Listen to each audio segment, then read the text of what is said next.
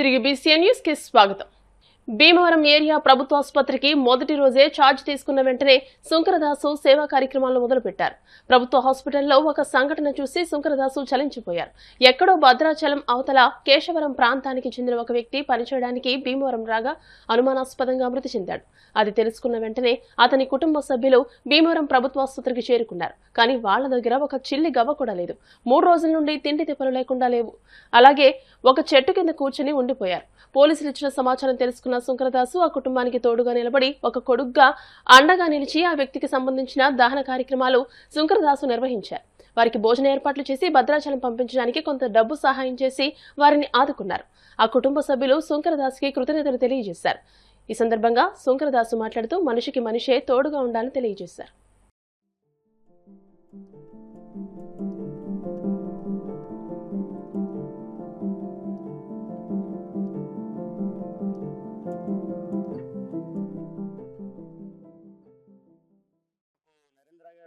ఈ పోలీసు వారు మాకు ఫోన్ చేశారు. భద్రాచలం నుంచి ఎక్కడో వచ్చి చాలా ఇబ్బంది పడుతున్నారంటండి. ఈమె హస్బెండ్ ఎక్కడి నుంచో వచ్చి ఇక్కడ పనికొచ్చి ఏదో కారణం వల్ల చనిపోవడం అయితే జరిగింది. 3 రోజుల నుంచి పాపం వీళ్ళు తిండి తిప్పలు ఏమీ లేవు. ఎక్కడ అసలు భద్రాచలం అవతల కేశవరం అంట, ఎక్కడ కేశవరం, ఎక్కడ మన పశ్చిమ గోదావరి జిల్లా భీమవరం. నిజంగా నరకం అయితే చూస్తారు. ఈ గవర్నమెంట్ హాస్పిటల్లో ఉండి తినడానికి తిండి లేక నీరు లేక అలాగే కూర్చున్నారు. ఎందుకంటే హస్బెండ్ చనిపోతే ఏం చేయలేరు కూడా వాళ్ళని. మేమైతే మన పవన్ కళ్యాణ్ గారి ఆశయాలతో మన అంజుబాబు గారి ఆధ్వర్యంలో ఇటువంటి కార్యక్రమాలు చేయడానికి ముందుకు వచ్చాము. ఈమె చనిపోయిన హస్బెండ్ కి మేము అంత్యక్రియలు అయితే మా ఆధ్వర్యంలో మేము నిర్వహించడం జరిగింది. వాళ్ళు ఒకటే అడిగారు, మాకు మా వారిని చనిపోయాక కూడా గౌరవంగా అంత్యక్రియలు చెయ్యండి అమ్మా అని మమ్మల్ని బతిమాలారు. మేము అందుకే ముందుకు వచ్చాము. నిజంగా ఇటువంటి వాళ్ళు చాలా మంది బాధపడుతూనే ఉంటారు ఎక్కడో చోటన. వీళ్ళందరినీ గుర్తించి వీళ్ళకి ఏదో ఒక సహాయం చెయ్యాలి. నిజంగా అమ్మ మీ లోటైతే మేము తీర్చలేం, కానీ ఆయన చనిపోయాక కూడా మేము అంత్యక్రియలు అయితే చేయడానికి ముందుకు వచ్చాము. మమ్మల్ని అయితే క్షమించండి అమ్మా. నిజంగా మమ్మల్ని అయితే క్షమించండి అమ్మా. ఇప్పుడు నా భర్త కార్యక్రమం అడ్డెక్కుతుంది సార్, లేకపోతే మేము చూడడానికి ఇబ్బందిగా ఉంది. వీళ్ళైతే ఒక 3 రోజుల నుంచి చాలా ఇబ్బంది పడుతున్నారు. మనిషి బతుకున్నప్పుడే కాదు, చనిపోయినప్పుడు కూడా గౌరవం ఇవ్వాలి. అది ఏంటంటే పుట్టినప్పుడు 10 మంది ఉంటారో లేదో మనకు తెలియదు, కానీ చనిపోయినప్పుడు నలుగురైనా ఉండాలని చెప్పి శాస్త్రం ఉంది. ఎందుకంటే మనం చేసుకునే పుణ్యం, మనం చేసుకునే సేవే మనం చనిపోయినప్పుడు కూడా మన వెనకాల ఒక నలుగురు వస్తారు. అలా రావాలని కోరుకుంటున్నాము. దయచేసి ఇటువంటి వాళ్ళు బాధపడితే అందరూ సహకరించండి. నిజంగా ఇది చాలా చాలా ఇబ్బందికరమైన విషయం. వీళ్ళకి మేమేమి చెప్పలేకపోతున్నాం, కానీ నిజంగా మమ్మల్ని అయితే క్షమించండి అమ్మా. కాదమ్మా, అలాని కాదు, ఏదో తోటి ఒక మనిషికి సాయం చేయాలంతే. ఇప్పుడు ఒక అంకితం అవుతుంది, లేకపోతే ఆయన్ని ఇప్పుడు అనాచవల్లకు వదిలేసి వెళ్ళిపోయే కుక్కలు పీక తినేస్తాయి సార్. అసలు అలా చేయను. మాక్సిమం మన వ్యవహారంలో మేము ఉన్నంత వరకు అటువంటి రానువ్వు. మీరు కూడా ఏంటంటే ఇంకా మీరు ఆయన ఆత్మకి శాంతి చేకూరేలాగానే ఉండండి. మీరు ఇంకా జాగ్రత్తగా ఉండండి, ఫుడ్ తినండి, హ్యాపీగా మీ ఇంటికి వెళ్ళండి. శ్రీ గణపతి సచ్చిదానంద స్వామి 84వ పుట్టినరోజు వేడుకలు మంగళవారం ఆకువీడు దత్తపీఠంలో ఘనంగా నిర్వహించారు. ఆకువీడు తహసీల్దార్ ఎండి ఫరూక్, విజయ థియేటర్ అధినేత ముదునూరి శ్రీహరిరాజు కేకును కట్ చేసి బియ్యం పండ్లు అందజేశారు. ఈ సందర్భంగా వారు మాట్లాడుతూ స్వామీజీ ఆశీస్సులు ప్రజలందరిపైన ఉండాలని ఆకాంక్షించారు. ఈ కార్యక్రమంలో ఖమ్మంపాటి త్రినాథ కృష్ణమూర్తి, ప్రముఖ ఆక్వా రైతు నంద్యాల లక్ష్మీ సీతారామయ్య, కృష్ణంరాజు, శివతో పాటు భక్తులు పాల్గొన్నారు.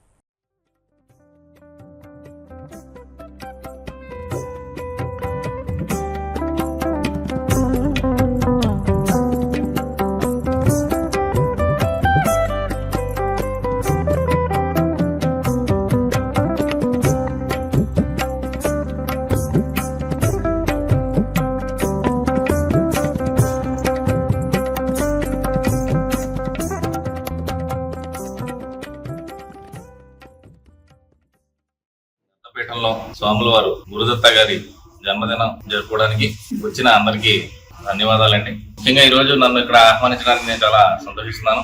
ఇంత పెద్ద దత్తపీఠం దేశంలో పలు చోట్ల విస్తరించి ఎన్నో సేవా కార్యక్రమాలు చేస్తున్న ఆర్గనైజేషన్ స్వాముల వారి పీఠం. అలాంటి ప్రసిద్ధమైన దానికి నన్ను పిలిచి ఈ రోజు ఆయన బర్త్డేకి నన్ను కేక్ కట్ చేయమని ఆహ్వానించడానికి చాలా అదృష్టవంతంగా భావిస్తున్నాను. మత విభేదాలు లేకుండా ఈరోజు ఇలా జరుపుకుంటున్నందుకు చాలా మనందరం గర్వంగా ఫీల్ అవ్వాలని ఇన్నర్ ఫీలింగ్. ఇలా సేవా కార్యక్రమాలు ఇలాగే జరుపుకుంటూ గురువు గారి ఆశీస్సులు ఇలాగే పొందాలని దేవుడిని కోరుకుంటున్నాను. దత్తపీఠాధీశ్వరులు శ్రీ శ్రీ శ్రీ గణపతి సచ్చిదానంద స్వామీజీ దత్తాజీ వారి 84వ పుట్టు పండుగ వేడుకలు దేశవ్యాప్తంగా ప్రపంచ వ్యాప్తంగా మైసూరు దత్తపీఠంలో భక్తుల సమక్షంలో అతి వైభవంగా స్వామీజీ వారి పుట్టినరోజు వేడుకలు జరుగుతున్నాయి. ఈ సందర్భంగా ఇవాళ తిథి ప్రకారం అంటే అధిక జ్యేష్ఠ మాసం, ఇవాళ అధిక జ్యేష్ఠ మాసంలో ఇవాళ డేటు 2 కలిసి వచ్చాయి. ఇవాళ తిథి చేస్తున్నాం, రేపు 27వ తారీఖు డేట్ చేస్తున్నాం ఏకాదశి. ఈ శుభ సందర్భంగా ఆకివీడు దత్తక్షేత్రంలో ఆకివీడు దత్తక్షేత్ర పక్షాన ఆకివీడిలో మేము సేవా కార్యక్రమాలు చేస్తున్నాం. ముఖ్యంగా చలివేంద్రం పుట్టిశ్రామ విగ్రహం దగ్గర ఆదివైశ్య సమాజం వారి తరఫున వారి సహకారంతో, అలాగే దత్తగుడి దగ్గర, అలాగే మాదివాడి సెంటర్, అలాగే దుంపగడప, అలాగే కుప్పనపూడి, కాళ్ళ, ఇలాగ చుట్టుపక్కల గ్రామాల అన్ని చోట్ల కూడా 84 సెంటర్లో పెరుమాళ్ల వెంకటరత్నం గారి సౌజన్యంతో ఇక్కడ కొంతమంది భక్తుల సమక్షంలో సహకారంతో ఈ యొక్క చలివేంద్ర కార్యక్రమాన్ని నిర్వర్తిస్తున్నాం. ముఖ్యంగా రోగులకి అదే బీదవాళ్ళకి ఈ సూత ఫలాలు మామిడి పళ్ళు కూడా ఇచ్చి వారిని కూడా సత్కరిద్దామని చెప్పేసి పెట్టుకున్నాం. ఇవాళ దత్తక్షేత్రంలో ముఖ్యంగా మన ఆకివీడు తహసీల్దార్ గారు శ్రీయుతులు ఫారూక్ గారు, మండల మేజిస్ట్రేట్ ఎగ్జిక్యూటివ్ మేజిస్ట్రేట్ గారు, స్థానిక విజయ థియేటర్స్ కాంప్లెక్స్ అధినేత శ్రీయుతులు గౌరవనీయులు కుదులూరి శ్రీహర్రాజు గారు, అలాగే మా ఆశ్రమ గౌరవ అధ్యక్షులు శ్రీయుతులు నంజాల లక్ష్మీ సీతారామయ్య గారు, ఎస్డిహెచ్ వాలంటీర్స్ అందరి సమక్షంలో మరి చాలా మటుకు మైసూరు వెళ్లి ఉన్నారు. రేపటి రోజున 27వ తారీఖుని దత్తక్షేత్రంలో గోపూజతో 7 గంటలకు మొదలయ్యి 1,00,000 బిల్వార్చన కార్యక్రమం శ్రీయుతులు బ్రహ్మశ్రీ గూడూరి రాంభద్ర శివకుమార్ గారి శిష్య గణంతో ఈ కార్యక్రమం జరుగుతుంది. సాయంత్రం అందరికీ భోజన ఏర్పాట్లు ఉన్నాయి. రేపటి రోజున ముఖ్యంగా ఆకివీడు పోలీస్ స్టేషన్, అలాగే సర్కిల్ ఆఫీస్, డిఎస్పీ గారు వారి యొక్క గన్మెన్లు వారు, డిఎస్పీ గారు ముఖ్య అతిథిగా వస్తున్నారు, సిఐ కాళీచరణ్ గారు వస్తున్నారు, ఎస్ఐ నాగరాజు గారు, అలాగే మహిళా పోలీసులకి అందరికీ కూడా హెల్మెట్లు ఇవ్వాలి స్వామీజీ పుట్టినరోజు వేడుకల సందర్భంగానే దత్త క్షేత్ర పక్షాన నిర్ణయించుకున్నాం. ఆయన భావన హిందూ, ముస్లిం, క్రైస్తవ అనే భేదం మనకు ఎవరికి అక్కర్లేదు. మనంతా ఒక రక్తం, ఎవరి రక్తం తీసినా అదే రక్తం, అదే రిజల్ట్ వస్తుంది. అదే రేపు ఆగి ఎల్లుండి అంటే నెల వాళ్ళు ఇవాళ డిక్లేర్ చేస్తారు. రేపు ముఖ్యంగా వారందరికీ కూడా రంజాన్ పండుగ శుభాకాంక్షలు చెప్పుకుంటూ జై గురుదత్త. కార్యక్రమాల్లో భాగంగా మజ్జిగ వితరణ పలు చోట్ల స్వామీజీ వారి పేరున చేయటం జరుగుతుంది. అది కూడా చాలా మంచిది అని.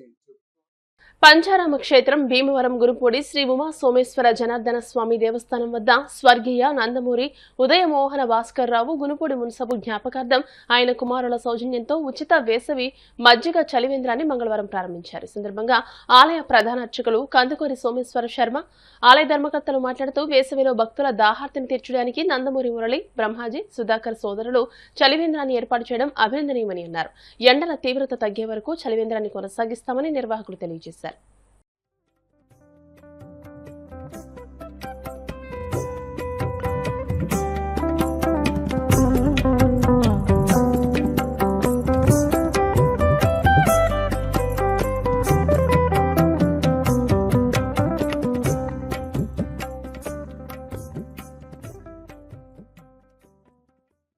సోమేశ్వర జనార్దన స్వామి ఆలయ ప్రధాన స్వామి కందుకూరి సోమేశ్వరుడు సోమబాబు అంటే చాలా విశేషమైన క్షేత్రం. వైశాఖ మాసంలో, జ్యేష్ఠ మాసంలో విపరీతైన ఎండలో స్వామివారికి దర్శనాలు వచ్చే భక్తులకి కీర్తిశేషులు నందమూరి శ్రీహరి ఉదయ భాస్కర్ రావు మోహన్ రావు కుమారులు మురళి, బ్రహ్మాజీ, సుధాకర్ వారి కుమారుల సహకారంతో ఈ వేసవికాలం, జ్యేష్ఠ మాసం, వైశాఖ మాసంలో వచ్చే భక్తులు అందరికీ కూడా చలివేంద్ర కాలము మజ్జిగ ఏర్పాటు చేశారు.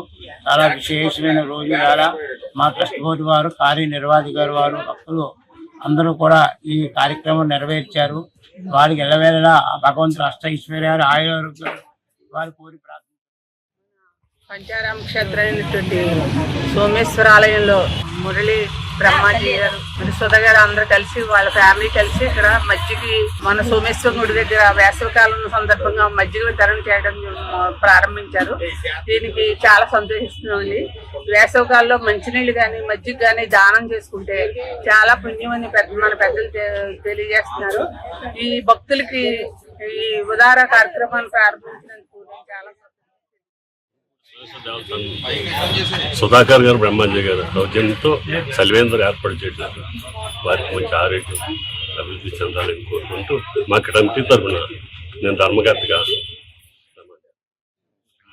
ఈరోజు సోమేశ్వర స్వామి దేవాలయంలో శ్రీ బ్రహ్మాజీ గారు ఆధ్వర్యంలో ఈ యొక్క వేసవతాపాన్ని తగ్గించడానికి మజ్జిగ ప్రదానం చేశారండి. భక్తులందరూ మేము పొరుగు నుంచి వచ్చాము. మేము ప్రకాశం జిల్లా బాపట్ల జిల్లా నుంచి వచ్చామండి. కాంగ్రెస్ నుంచి కూడా ఇంత ఎండలో వచ్చినందుకు మాకు వారి వెంటనే మా చేతికి మంచి గ్లాస్ ఇవ్వగానే చాలా సంతోషంగా మేము ఆనందాన్ని తీసుకొని మంచి తాగామండి. సంతోషంగా ఉంది. వారి కుటుంబానికి ఆ స్వామివారి కరుణాకటాక్షాలు.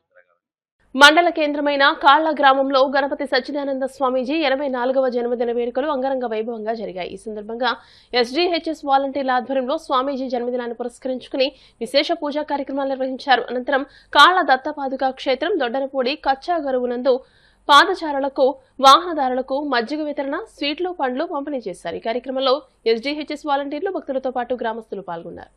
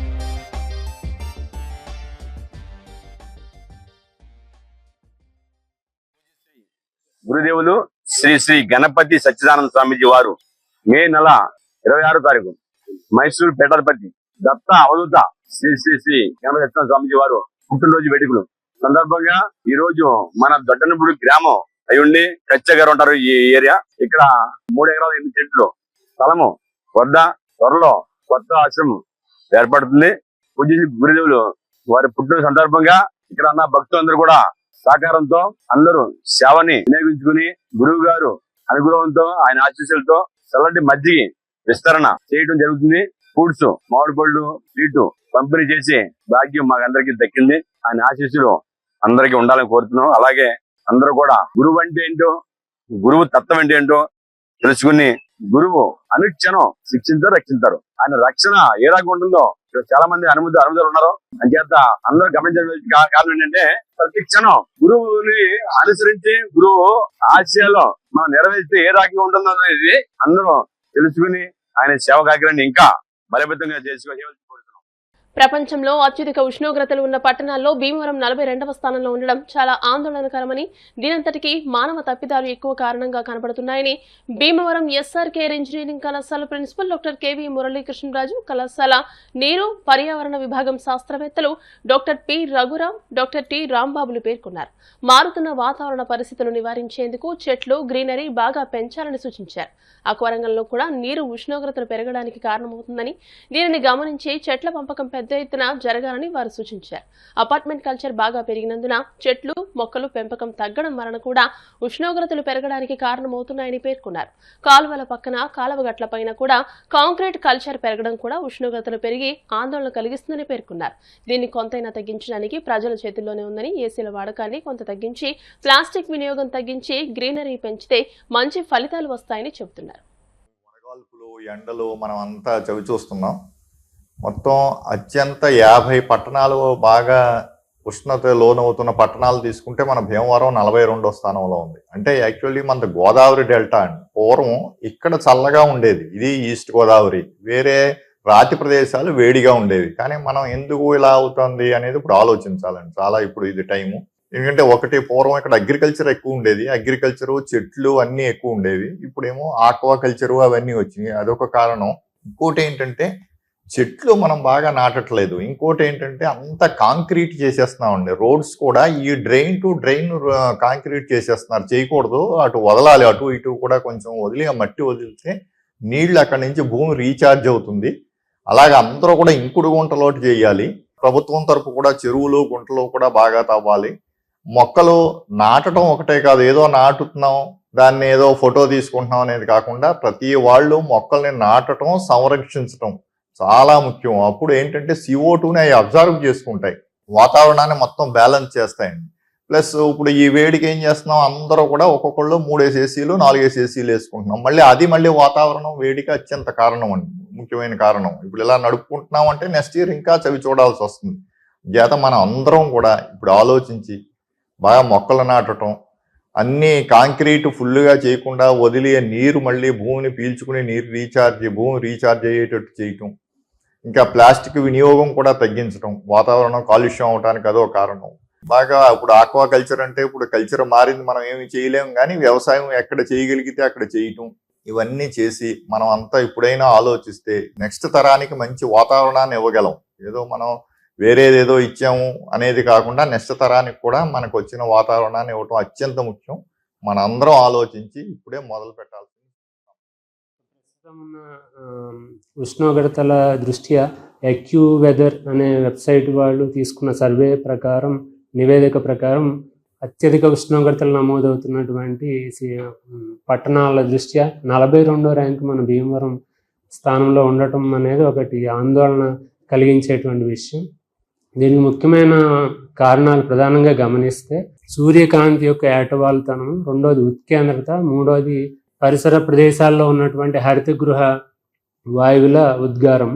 సో హరితగృహ వాయువుల ఉద్గారం దగ్గరికి వచ్చేటప్పటికి ప్రధానంగా కాంక్రీటు ఒకటి, రెండోది more ఆక్వాకల్చరు instead of lower agricultural practices. So వీటి వల్ల మోర్ CO2 అనేది ఈ గాలిలో ఉన్నటువంటి CO2ని అబ్జార్బ్ చేసుకోవడానికి ప్లాంట్స్ సరిగా లేకపోవటం వల్ల ఎక్కువ CO2 ఉండి దాని ద్వారా హరితగృహ ప్రభావం పెరిగి ఉష్ణోగ్రతలు పెరగటం అనేది ఒక కారణం. రెండోది సహజ సిద్ధంగా ఉన్నటువంటి సూర్యుని యొక్క ఏటవాలు కాంతి కిరణాల వల్ల కర్కటక రేఖకి దగ్గరగా మనం ఉండటం వల్ల ఎక్కువ ఉష్ణాన్ని భూమి గ్రహించడానికి అవకాశం ఏర్పడింది. మూడోది అపహేళి స్థానం అంటారు, సూర్యుడు చుట్టూ భూమి తిరిగేటువంటి దీర్ఘ వృత్తాకార కక్షలో అపహేళి అంటారు, అంటే ఎపిహీలియన్. ఈ పొజిషన్ ఉండటం వల్ల కూడా ఈ కండిషన్ ఏర్పడుతున్నాయి. ఇవన్నీ సహజ సిద్ధమైన మరియు మానవపరమైనటువంటి కారణాలు. ఎక్కువగా భీమవరం పరిసరాల్లో ఎక్కువ ఉష్ణోగ్రతలు రికార్డ్ అవడానికి కారణం ఏంటంటే స్థానికంగా ఉన్నటువంటి greenhouse gases, locally available more automobile exhaust leading to much more హరితగృహ ప్రభావానికి కారణం అవుతున్నాయి. సో వీటిని నివారించాలి అంటే పచ్చదనం పట్టణంలో ప్రతి వాడ ప్రతి వీధి కూడా పెంచగలిగితే ఈ హరితగృహ వాయువుల్ని అవి పీల్చుకొని ఆక్సిజన్ లెవెల్స్ని పెంచి తద్వారా ఉష్ణరాశి తగ్గేటువంటి అవకాశం ఉందని తెలియజేసుకున్నాను. అందరూ అనుకూలంగా స్పందించాలి. ఈరోజు మనం అనుభవిస్తున్న తీవ్రమైన ఎండలు, వడగాల్పులకు ప్రకృతి మాత్రమే కారణం కదండి. మనం మన పరిసరాలను, మన పట్టణాలను, నగరాలను నగరీకరణ, సౌందరీకరణ పేరుతో కాంక్రీటు కుంపట్లుగా మారుస్తున్నామండి. సో దీన్ని అర్బన్ హీట్ ఐలాండ్స్ అంటారు. రోజు రోజుకు పెరిగిపోతున్న కాంక్రీట్ కట్టడాలు వేడిని బంధించి అనేకమైన ప్రజల ప్రాణాలు బలిగొంటున్నాయి. తాజా నివేదికలను పరిశీలిస్తే 2 తెలుగు రాష్ట్రాల్లో, ముఖ్యంగా ఆంధ్రప్రదేశ్, తెలంగాణలో ఇప్పటికే 100 మందికి పైగా ప్రాణాలు కోల్పోయారండి. ఇది మానవ నష్టాన్ని కలిగించడమే కాకుండా ఈ తీవ్రమైన ఎండలు, మళ్ళీ వడగాల్పులు డైలీ వేజ్ వర్కర్స్, అలాగే డెలివరీ బాయ్స్, ట్రాఫిక్ పోలీసులు వంటి వారి జీవనోపాధి పైన కూడా తీవ్రమైన ప్రభావం చూపిస్తున్నాయి. ప్రతి ఏటా తీవ్రమైన ఎండలు, వడగాల్పుల ప్రభావం వల్ల 247 బిలియన్ పని గంటల సమయాన్ని మనం కోల్పోతున్నామని ది ల్యాండ్సెట్ నివేదికలు తెలియజేస్తున్నాయండి. సో దీనికి పరిష్కారం కోసం అంటే ఏసీ గదుల్లో ఏసీ ఆన్ చేస్తే పరిష్కారం వస్తుందంటే కాదు. ఎందుకంటే ఏసీలు కూడా ఒక రకమైన వాతావరణాన్ని నష్టం కలిగించే పరికరాలు. దీనికి ప్రత్యామ్నాయంగా మనం కూల్ రూఫ్ టెక్నాలజీని అవలంబించడం, అలాగే urban gardening, urban greening, vulnerable heat ప్లేసెస్ని ఐడెంటిఫై చేసి ప్రభుత్వం వాటిని గ్రీన్ ప్లేసెస్ కింద మార్చడానికి చర్యలు తీసుకోవాలి. ఈరోజు మనం తీసుకునే శాస్త్రీయ నిర్ణయాలే రేపటి భవిష్యత్తును నిర్ణయిస్తాయి. ఇందులో భాగంగా SRK ఇంజనీరింగ్ కాలేజ్ ఉన్నత పర్యాప్త అభియాన్ ద్వారా చుట్టుపక్కల గ్రామాల్లో ప్రజలకు అవగాహన కల్పించడం కోసం మొక్కలు నాటడం కార్యక్రమం, పరిసరాల పరిశుభ్రత, వాతావరణంలో వచ్చే మార్పుకు అనుగుణంగా తీసుకోవాల్సిన జాగ్రత్తల గురించి అవగాహన కార్యక్రమాలు నిర్వహించడం. పోలేరమ్మ పోతురాజుల ఆశీస్సులు సీసలి గ్రామ ప్రజలందరిపైన ఉండాలని వేలుకున్నట్టు ఆలయ కమిటీ ప్రతినిధులు తెలియజేశారు. కాళ్ల మండలం సీసలి గ్రామంలో వేంచేసి ఉన్న గ్రామ దేవత శ్రీ పోలేరమ్మ పోతురాజులను పునఃప్రతిష్ఠించి సంవత్సర కాలం పూర్తయిన సందర్భంగా మొదటి వార్షికోత్సవం ఘనంగా నిర్వహించారు. సీసలి లక్ష్మీదుర్గ ఆలయం వద్ద నుండి పోలేరమ్మ పోతురాజుల ఆలయం వరకు 300 మంది ఆడపడుచులు పంచామృత కలశాలతో ఊరేగింపుగా వచ్చి అమ్మవారికి అభిషేకాన్ని నిర్వహించారు. అనంతరం అమ్మవారిని ప్రత్యేకంగా అలంకరించి పూజలు చేశారు. సాయంత్రం 4 గంటల నుండి కుంకుమ పూజ, బుధవారం ఉదయం చండీ హోమం, అనంతరం అన్న సమారాధన నిర్వహించబడుతుందని ఆలయ కమిటీ నాయకులు తెలియజేశారు. ఈ కార్యక్రమంలో పోలేరమ్మ పోతురాజుల ఆలయ అభివృద్ధి కమిటీ, గ్రామ పెద్దలు, అధిక సంఖ్యలో మహిళలు పాల్గొన్నారు. అనంతరం ప్రసాద వితరణ జరిగింది.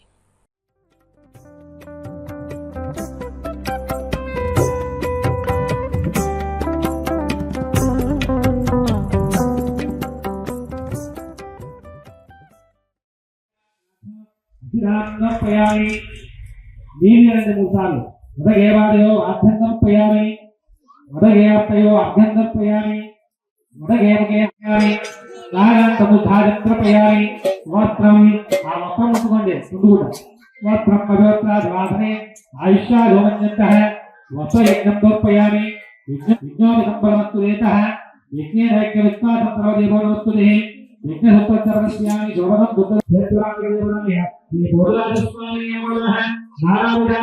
ఒకసారి అమ్మవారి ఆలోచనలో పూజా కార్యక్రమాలు నిర్వహించడం జరుగుతుంది.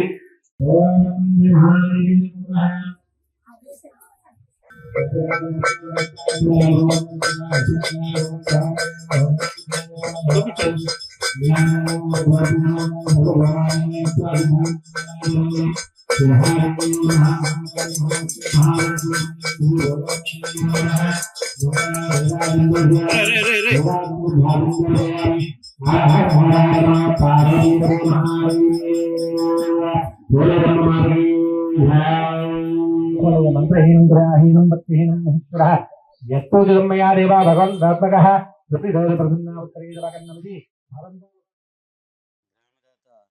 శ్రీ పోలేరమ్మ వారి మొదటి వార్షికోత్సవం అనే పునఃప్రతిష్ఠ జరిగిన తర్వాత మొదటి వార్షికోత్సవం జరుపుకోవడం జరిగింది. ఈ రోజు నుంచి ఇవాళ రేపును 108 కలశాలతోటి అమ్మవారికి అభిషేకము, మధ్యాహ్నం నుంచి 4 గంటల నుంచి కుంకుమ పూజ, అలాగే రేపు ఉదయం అమ్మవారికి శని హోమము జరుపబడుతుంది.